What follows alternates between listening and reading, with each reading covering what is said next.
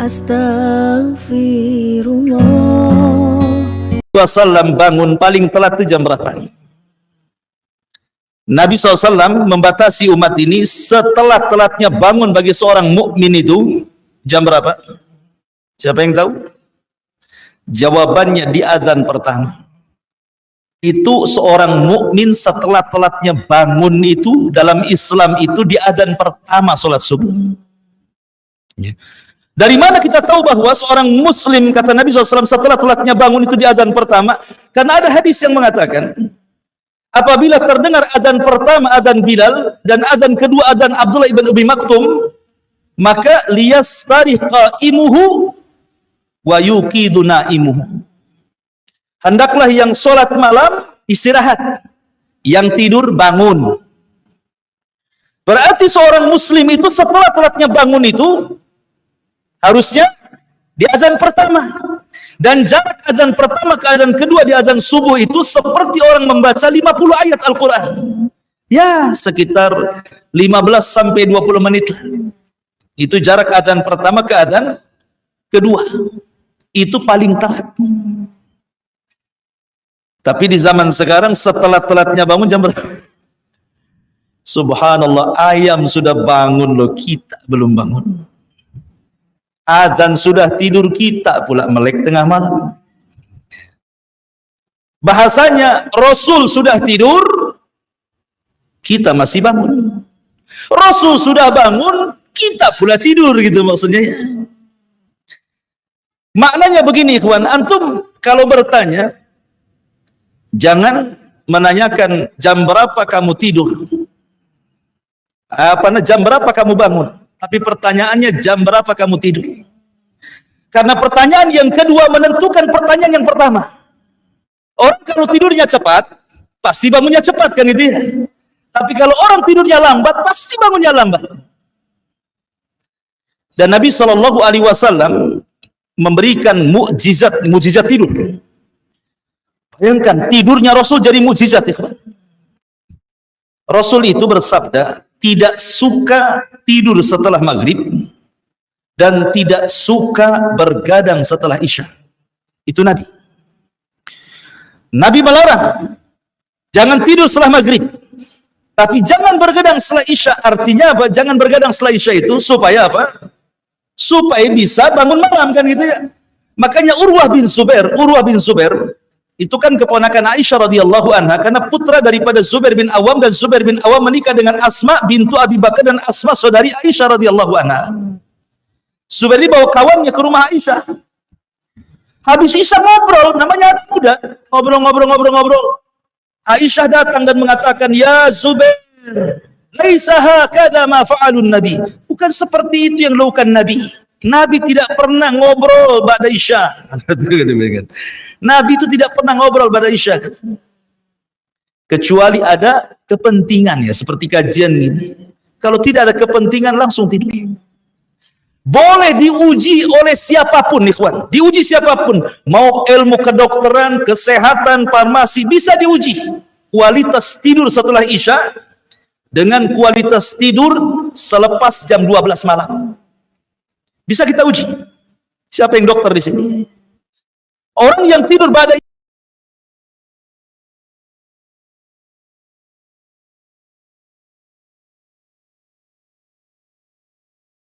jam dengan tidur jam 1, dia bisa besoknya itu akan nasyid, semangat. Tapi kalau sudah jam 1, jam 2 tidur, walaupun 10 jam bangun itu masih loyo itu. Kan gitu ya. Makanya ma'asyiral muslimin, ini mujizat Nabi. Nabi SAW mengajarkan sampai ke tidur loh. Pada isya tidur, kalau nggak ada keperluan tidur. Kecuali ada manfaat dunia atau akhirat lain, kan itu. Ya Nabi SAW pernah juga telat tidur dan telat bangun, pernah sekali-kali.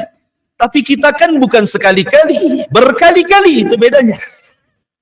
Nabi sekali-kali, kita berkali-kali, bertambah-tambah lagi, bukan berkurang-kurang. Ma'asyiral muslimin yang dimuliakan Allah Azza wa Jalla.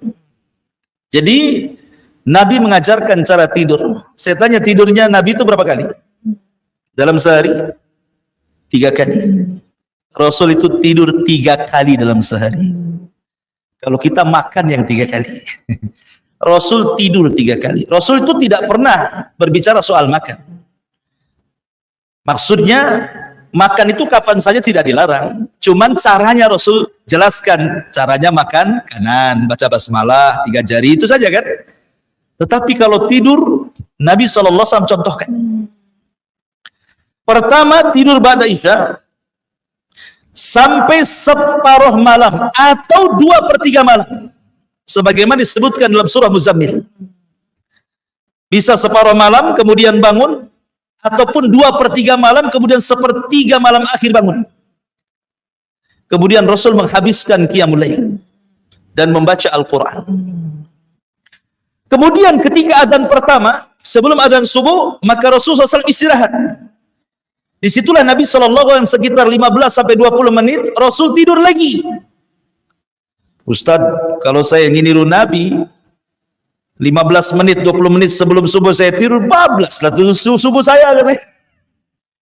Iya, tidurnya gimana caranya? Nabi itu tidur bukan kayak antum terlentang begitu. Rasul tidur ke lambung kanan. Kemudian dijadikan ininya bantal begini, miring ke lambung kanan. Karena kalau tidur miring ke lambung kanan, tidak akan khusyuk tidurnya. Pasti mudah terkejut. Sehingga akan terbangunkan dengan suara azan. Kemudian yang ketiga, Nabi SAW tidur sebelum zuhur, yang disebut dengan kailulah namanya. Tidur kailulah itu tidak lama. Bisa 10 menit, bisa 15 menit paling lama. Tidur kailulah namanya. Dan ini keajaiban menurut ilmu kesehatan. Bahkan yang meneliti ini orang barat. Orang yang biasa tidur kailulah sebelum subuh, sebelum zuhur, walaupun hanya 10-15 menit, maka akan disehatkan jantungnya. Tidak akan mudah stroke. Ya. Ya, ini penelitian barat. Tapi bagi kita, walaupun barat tidak meneliti, anggaplah tidak ada penelitian barat bahwa orang yang kailulah itu bisa menyehatkan jantung gitu ya. Tetap kita katakan bahwa tidur Nabi itu mukjizat. Pasti ada kesehatan di situ. Apalagi setelah diteliti barat gitu ya. Makin lagi gitu ya. Terkadang barat itu hanya meneliti saja kan. Contoh umpamanya air yang dibacakan Al-Quran, diteliti Jepang. Rupanya bisa jadi detox. Ya, dan begitu seterusnya. Intinya bahwa kalau orang ingin lembut hatinya, maka sukalah bangun tengah malam. Minimalnya jangan telat bangun. Dan dalam Islam setelah telatnya bangun,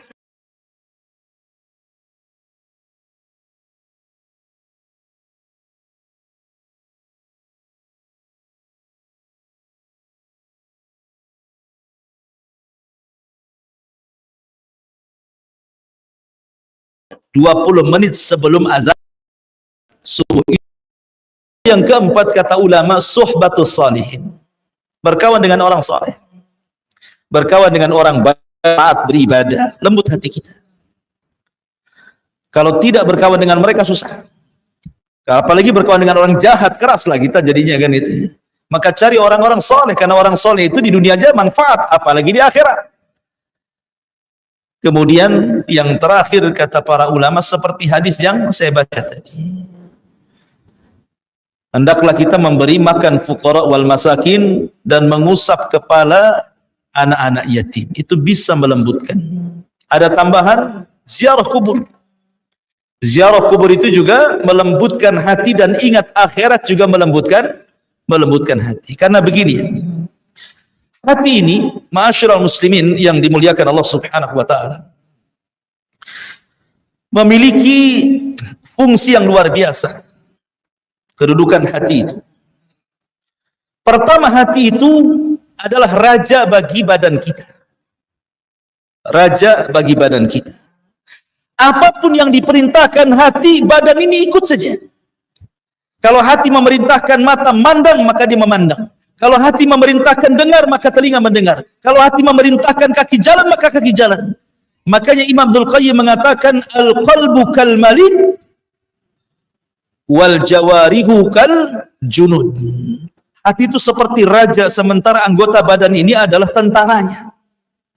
Makanya ketika kita membahas tentang ibadah puasa, lihat bagaimana Allah Subhanahu wa taala berfirman, "Ya ayyuhalladzina amanu kutiba alaikumusiyam kama kutiba alal ladzina min qablikum la'allakum tattaqun." Kan?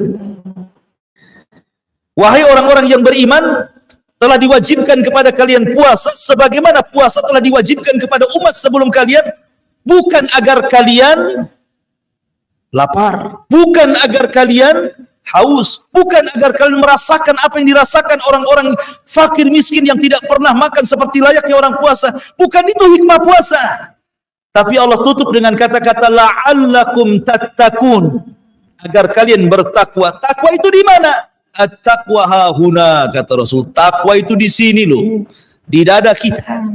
Sebab kalau hati sudah takwa, semua jadi takwa. Karena dia yang menjadikan bergeraknya semua badan. Ini yang pertama, kedudukan hati itu sebagai raja. Maka kalau keras hati, berarti rajanya keras dan akan mempengaruhi anggota badannya. Kemudian yang kedua, hati itu mahallut takwa, sebagaimana yang saya sebutkan tadi. Dia tempat takwa. Baiknya anggota badan tergantung baiknya hati. Jahatnya anggota badan tergantung jahatnya hati. Kalau takwa hatinya, baik badannya. Kalau fasik hatinya, fasik juga badannya. Makanya Rasul mengatakan, ala wa inna fil jasadi mudghah idza saluhat saluhal jasadu kullu wa idza fasadal jasadu kullu ala wahiyal qalbu, kata Rasul. Ingat, dalam badan kita ada segumpal daging. Kalau dia baik, baik semua anggotanya. Kalau dia jahat, jahat semua anggotanya. Kemudian Rasul mengatakan itulah hati. Kemudian yang ketiga, mahallu nadharil ilah. Hati ini tempat kita bisa memandang kekuasaan Allah. Hati ini bisa memandang kekuasaan Allah Azza wa Jalla. Dan yang terakhir,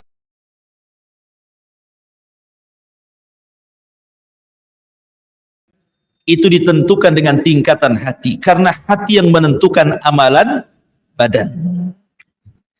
Terkadang banyak orang yang diceritakan, ada manusia itu tidak banyak beramal secara badan. Mungkin sholatnya biasa, puasanya biasa, tapi amalan hatinya luar biasa. Maka Rasul mengatakan dia termasuk penduduk surga. Saya contohkan satu kisah. Di zaman Nabi SAW, ketika Rasul berkumpul seperti ini bersama para sahabatnya, kata Rasul, sebentar lagi keluar dari pintu sebelah sana rajulun min ahlil jannah. Laki-laki termasuk penduduk surga. Rupanya betul, keluar masuk dari pintu itu ada laki-laki jinjing sendal, kemudian kepalanya seolah-olah habis mandi basah. Kemudian keluar masjid. Besoknya Rasul mengatakan gitu lagi, sebentar lagi akan keluar dari pintu itu rajulun min ahlil jannah. Laki-laki termasuk penduduk surga. Rupanya dia lagi yang jalan. Sampai 3 kali dia lagi yang jalan. Jadi ada seorang sahabat ingin mengetahui kenapa Rasul sampai 3 kali menyebutkan si fulan termasuk penduduk surga. Akhirnya dia pura-pura ada masalah dengan keluarganya, kemudian izin nginap di rumah orang yang hari dia nginap, dia kecewa. Sholatnya biasa saja, baca Qur'annya biasa saja, bahkan sahabat lebih hebat lagi yang lainnya. Kenapa Rasul merekomendasikan dia termasuk penduduk surga? Akhirnya setelah 3 hari dia kecewa dan mengatakan, sebenarnya saya tidak dengan keluarga, cuman saya mendengar Rasul mengatakan Anda termasuk penduduk surga. Jadi saya ingin nginap, saya ingin tahu amalan apa yang Anda kerjakan sebenarnya. Lihat sahabat itu, mereka semangat hanya bicara soal akhirat. Tidak hasad dengan dunia. Sahabat itu hasad dengan akhirat. Hasad yang baik gitu, pengen seperti dia. Ya. Akhirnya kemudian sebelum pulang dikasih tahu, boleh jadi mungkin, kata dia, karena saya sebelum tidur, saya maafkan semua orang yang mendolimiku. Saya maafkan semuanya. Semua yang menghasadiku, ku maafkan. Semua yang membuliku, semua yang memfitnahku, ku maafkan. Setiap tidur, ku maafkan semuanya. Kemudian aku tidur. Gitu. Rupanya itu amalannya. Dia membersihkan hati sebelum tidur. Padahal sholatnya biasa saja. Tapi Nabi SAW 3 kali mengatakan rajulun min ahlil jannah, rajulun min ahlil jannah. Luar biasa. Jadi terkadang hati ini ikhwatu fiddin menentukan amalan badan. Ya. Ma'asyiral muslimin yang dimuliakan Allah Subhanahu wa taala. Dan kalau kita melihat Al-Qur'an, bagaimana Allah Subhanahu wa taala bermuamalah dengan hati. Bagaimana Allah Subhanahu wa taala bermuamalah dengan hati. Yang pertama, apabila Allah Subhanahu wa taala menghendaki seorang hamba itu kebaikan, maka Allah akan tanamkan hati yang bersih pada hatinya. Kebersihan hati. Jadi kalau Allah menghendaki kita baik, pasti Allah akan bersihkan hati kita. Bagaimana caranya? Supaya Allah Subhanahu wa taala menanamkan kebersihan hati kepada kita, ya kita meminta. Ya muqallibal qulub tsabbit qulubana ala ta'atik. Wa idzat yang membolak-balikan hati, tetapkan hatiku di atas ketaatan kepada. Yang kedua, tazyinul iman. Apabila Allah Subhanahu wa taala sudah membersihkan hati seorang hamba karena Allah ingin kebaikan kepada hamba itu, maka Allah akan hiasi dengan iman. Kemudian yang ketiga, kutibal imanu fil qalbi. Bukan hanya dihiasi dengan iman, Allah catat iman dalam hatinya. Kemudian yang keempat,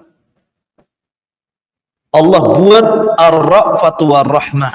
Hatinya akan lembut sehingga mudah menangis dan mudah memberikan kasih sayang kepada orang. Ini kalau sudah Allah bersihkan hati, Allah hiasi hati dengan keimanan, Allah catat keimanan dalam hatinya, maka hatinya jadi lembut itu. Ya. Makanya kalau kita lihat Abu Bakar Siddiq radhiyallahu an adalah orang yang mudah menangis. Ketika Nabi SAW mengatakan kepada Ummul Mukminin Aisyah radhiyallahu anha, muru Aba Bakrin bi an yusalliya bin nas. Aisyah, perintahkan bapakmu gantikan aku salat, aku lagi sakit. Kata Aisyah, ya Rasulullah, inna abi rajulun bakka. Rasul, jangan. Bapakku ini Abu Bakar suka nangis. Kalau dia baca Quran enggak baca, nangis saja. Perintahkan Umar saja. Gitu ya.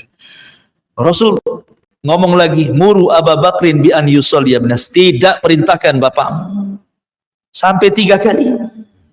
Karena Nabi yang pantas jadi khalifah. Kalau dia menjadi memimpin sholat, berarti akan memimpin umat, gitu maksudnya.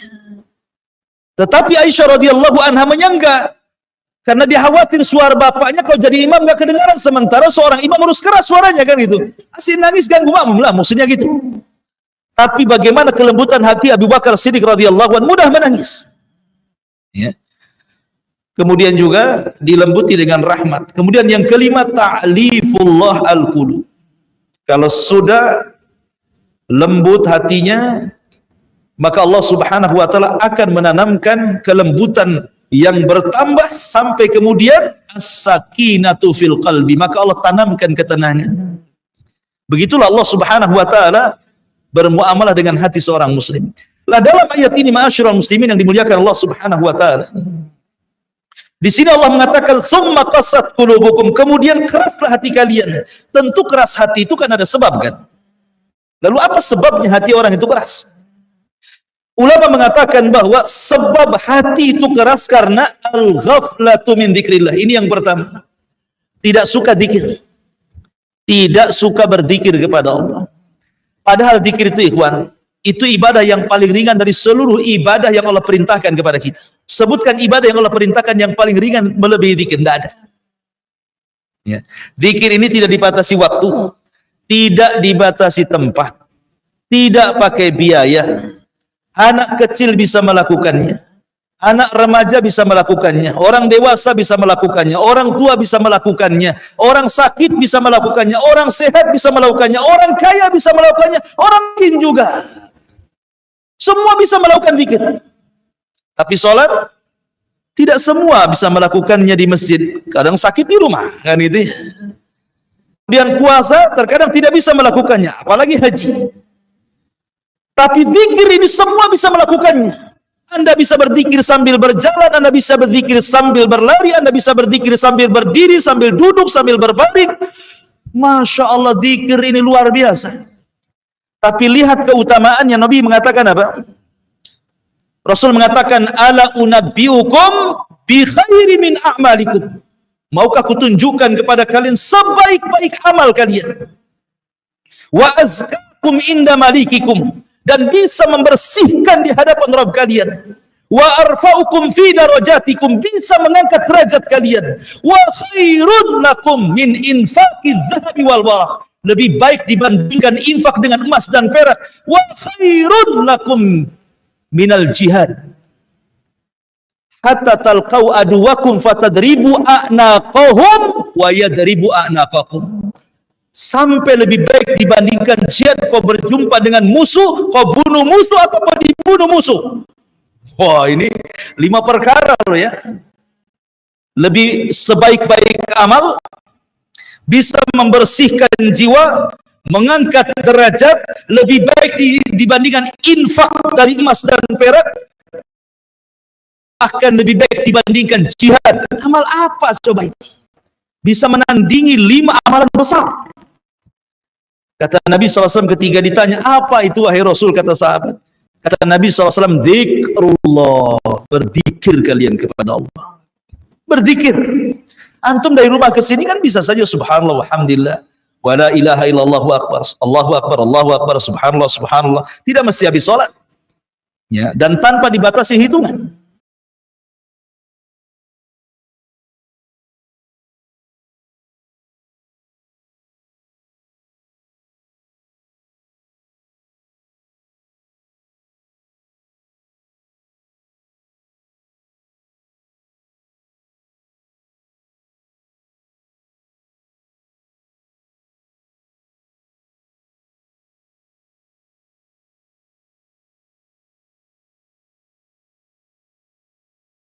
Kata para ulama, kathratuz dzunub wal ma'asi, banyak maksiat, banyak melakukan dosa ini bisa mengeraskan hati.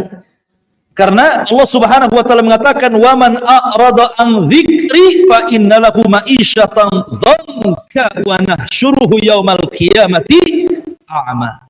Siapa yang berpaling dari peringatan, kusuruh kalian tidak melakukannya, kularang kalian malah melakukannya. Siapa yang berpaling dari peringatan, maka kami akan sempitkan hatinya. Hatinya orang maksiat itu susah. Makanya ada seorang syekh bercerita, ada orang itu kaya sekali, punya perusahaan luar biasa. Kalau masalah dunia jangan ditanya, cukup 7 turunan untuk kekayaannya, tapi hidupnya tidak pernah tenang. Tidak tahu, pokoknya tidak tenang saja hidupnya itu. Di kantor tidak tenang, di rumah tidak tenang, banyak masalah. Padahal dari kekayaan harusnya, kalau memang itu yang dicari kebahagiaan dari kekayaan, harusnya dia bahagia. Dia tidak bahagia. Datang kepada seorang syekh menceritakan kehidupannya. Saya ini sudah cukup harta, sudah ada istri, sudah ada anak gitu. Tapi saya tidak pernah bahagia ya syekh. Kata syekh mengatakan, kamu sholat? Dia mengatakan, demi Allah, mundu isyrina sanah lam usalli, sejak 20 tahun yang silam sampai sekarang saya tidak pernah sholat. Kata syekh, itu yang menjadikan kau tidak bahagia. Sholat kamu. Ya. Akhirnya kemudian setelah dia mengikuti fatwa syekh ini, tidak kurang 10 hari, dia sholat wajib, dia tambah dengan sholat sunnah. Tiba-tiba dia datang kepada syekh, demi Allah syekh, sejak 20 tahun aku meninggalkan sholat, baru hari ini aku merasakan kesenangan hati, ketenangan hati. Kenapa? Karena meninggalkan sholat maksiat. Bahkan meninggalkan wajib itu lebih bahaya dosanya dibandingkan langsung seseorang melakukan keharaman. Jadi orang yang meninggalkan sholat lebih besar dosanya dibandingkan, karena kaidahnya tarkul wajib asyad min irtikabil muharram. Meninggalkan yang wajib lebih besar dosanya dibandingkan melakukan yang diharamkan. Karena meninggalkan wajib bisa kafir, tapi melakukan yang diharamkan belum tentu kafir. Orang meninggalkan sholat bisa kafir.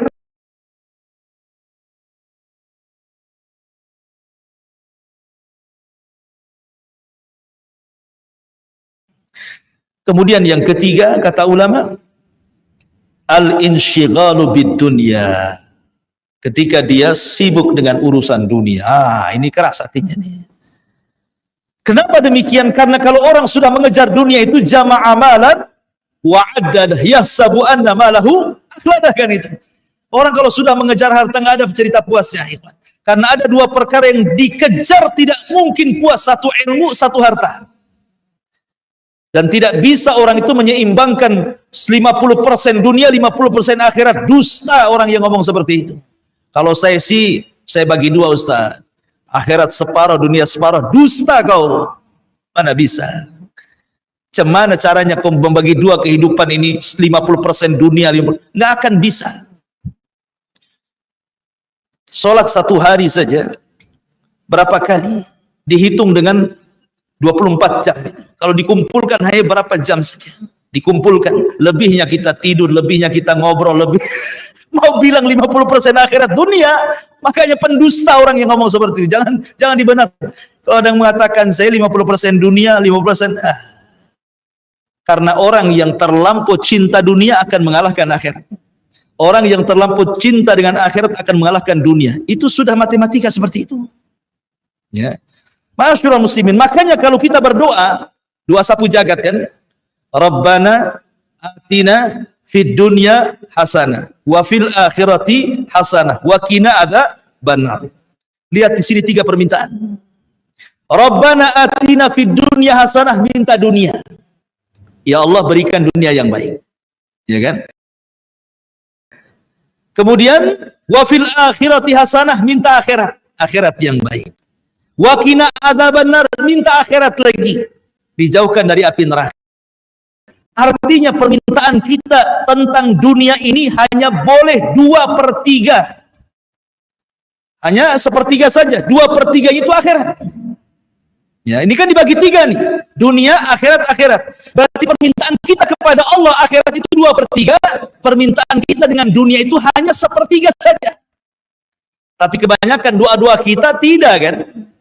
Jangan cerita 1/3, 2/3. Kalau bisa semua dunia kan gitu ya. Kenapa? Karena akhirat itu tidak nampak, gaib. Orang kalau seandainya di hadapan kita, kau mau milih surga atau ini uang 1 triliun? Kira-kira antum milih mana? Nampak nih 1 triliun. Surga tak nampak, cerita Ustadz katanya. Pasti dia milih yang nampak kan? Ya, karena orang itu suka yang nampak, nggak suka yang nggak nampak masalahnya. Surga ini nggak nampak, makanya kayak cerita dongeng jadinya. Betul, saya masuk surga kan? Bagus yang jelas-jelas, ini aja yang 1 triliun. Ya. Masyaallah muslimin yang dimuliakan Allah Azza wa Jalla. Jadi kalau orang sudah sibukkan dengan dunia pasti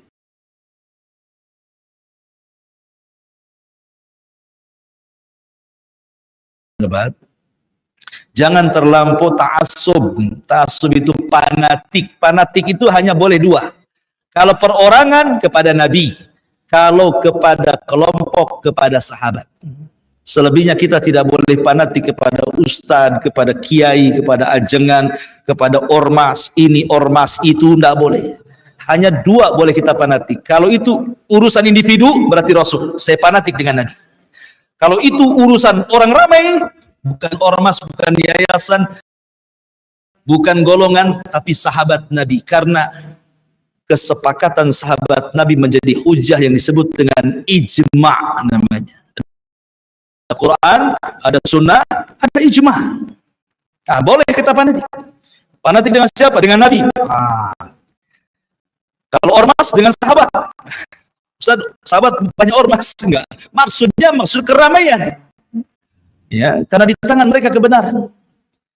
Kemudian juga yang meraskan hati yang terakhir adalah kasratu mukhalatatin nas fi ghairi maslahatin. Orang terlampau banyak berkawan tapi tidak ada maslahatnya. Kita ini kalau berkawan boleh, tapi kalau nggak ada maslahat akhirat nggak usah berkawan. Pilih-pilih kawan itu. Mana yang menguntungkan akhirat, mana yang tidak, mana yang merugikan, mana yang menguntungkan, harus pandai kita. Karena agama kita itu digadaikan kepada agama kawannya. Dan itu bisa mengeraskan hati. Ini di antara sebab-sebab keras hati yang disebutkan para ulama. Lah di sini Allah Subhanahu wa taala menyebutkan tentang kerasnya hati Bani Israel. Bani Israel seperti itu. Masyaallah muslimin, saya gambarkan bagaimana keras hatinya Bani Israel sedikit sebelum saya tutup. Jadi Bani Israel ini saking kerasnya hati itu.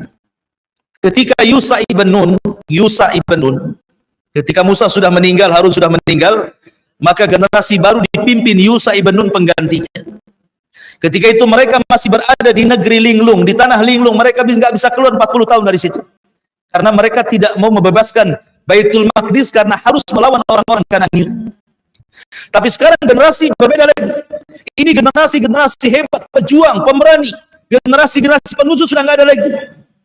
Akhirnya mereka siap perang dipimpin Yusha ibn Nun melawan orang-orang Kananiun, merebut Ariha dan masuk ke Baitul Maqdis. Akhirnya betul-betul perang itu terjadi. Jihad terjadi. Ketika itu jihad dimulai daripada hari Jumat. Ketika matahari mau tenggelam, perang belum dimenangkan. Besoknya hari Sabtu, ingat hari Sabtu sakral bagi Bani Israel, tidak boleh ada perang. Maka Yusha ibn Nun berdoa kepada Allah agar matahari jangan ditenggelamkan dulu. Kemudian Yusha mengatakan kepada matahari, ya Syams, innaki ma'murah wa ana ma'mur. Kau diperintah Allah, aku juga diperintah Allah. Tolong jangan tenggelam dulu. Berhenti matahari itu. Tidak tenggelam. Ya. Dan ini mukjizatnya Nabi Yusha bisa menghentikan matahari, kata Nabi. Satu-satunya orang yang bisa menghentikan matahari karena izin Allah adalah Yusha ibn Nun. Yang dulunya adalah pembantu Nabi Musa alaihi salatu wassalam, menemani dia berjumpa dengan Khidir alaihi salatu wassalam. Ada yang mengatakan dia masih kerabatnya. Kemudian setelah Musa meninggal, Musa berwasiat kepada Yusha ibn Nun untuk meneruskan perjuangannya. Berhasil karena sudah menangkan. Syaratnya sebagai bentuk syukur. Kita sudah puluhan tahun menunggu kemenangan ini, kata Yusha ibn. Sekarang Allah berikan nikmat yang besar. Kita sudah 40 tahun di negeri linglung. Makan susah, minum susah, panas, terik, macam-macam. Sekarang sudah dibukakan nikmat itu di depan kita, Baitul Maqdis. Kita bisa makan apa saja, minum apa saja, macam-macam nikmat di situ. Syaratnya dua. Yusha ibn Nun meminta syarat sebagai bentuk imbalan syukur kalian.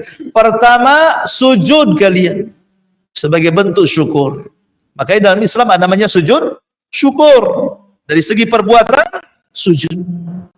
Yang kedua, jangan lupa mengatakan hittah.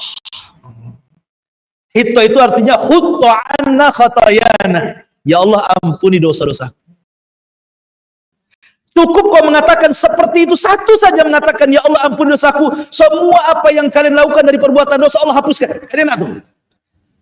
Cukup mengatakan hittah, ya Allah ampuni dosaku, maka semua dosanya akan diampuni. Kan enak itu kan.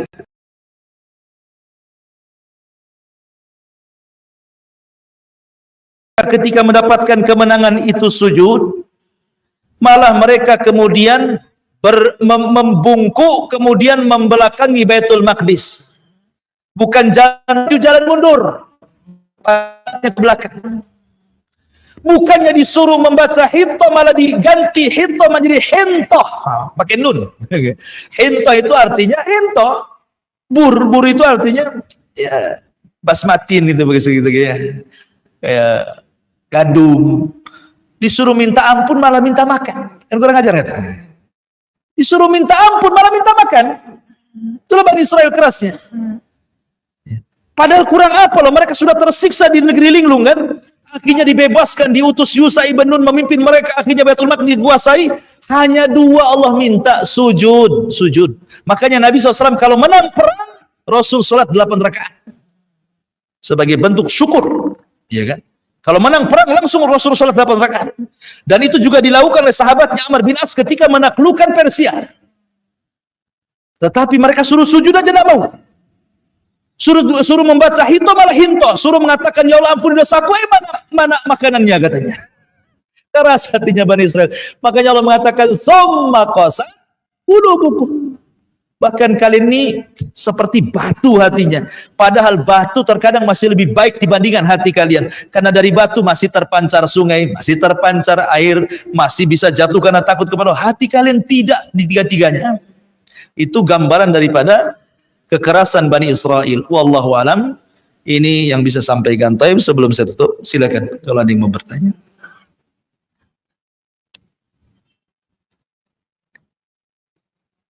Tidak ada? Alhamdulillah. Cepat.